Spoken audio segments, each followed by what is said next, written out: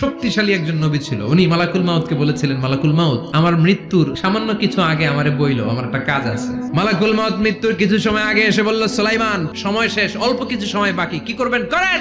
সাইয়েদনা সুলাইমান জিনদেরকে ডাকলো, ও জিনেরা, বিশাল একটা প্রজেক্ট আছে, প্রজেক্টে কাজ শুরু করো। আর কিছু জিনকে বলল, চারদিকে গ্লাস ফিটিং করা একটা রুম বানাও। সাইয়েদনা সুলাইমান আলাইহিস সালাম গ্লাস ফিটিং করা রুমের ভেতরে ঢুকলেন। এই রুমে ঢুকার দরজা নাই, হাতে একটা লাঠি নিলেন, লাঠির মধ্যে ভর করে দাঁড়িয়ে রইলেন আর জিনদের দিকে তাকিয়ে রইলেন। জিনেরা এত বদমাশ ছিল, সাইয়েদনা সুলাইমান দাঁড়িয়ে না থাকলে কাজ করতো না, দাঁড়ায় না থাকলে আজও লোকজন কাজ করতে চায় না, ঠিক কিনা? সুলাইমান আলাইহিস সালাম লাঠির মধ্যে ভর দিয়ে দাঁড়িয়ে রইলেন আর বললেন, কাজ করো। জিনেরাও কাজ শুরু করলো। ওদিকে মালাকুল মাউত এসে বলো, সুলাইমান, সময় তো শেষ। সুলাইমান বলে, সমস্যা নাই, রূহ কবজ করো। মালাকুল মাউত ওইভাবে লাঠিতে ভর দেওয়া অবস্থায়, দাঁড়ানো অবস্থায় সাইয়েদনা সুলাইমান আলাইহিস সালামের রূহ কবজ করে নিলেন। উনি এমন ভাবে দাঁড়িয়েছেন, রূহ চলে গেল, লাশ হয়ে দাঁড়িয়ে রইলেন। লাঠির মধ্যে দাঁড়িয়ে আছেন, জমিনের মধ্যে লুটিয়ে পড়ে নাই। সুবহানাল্লাহ।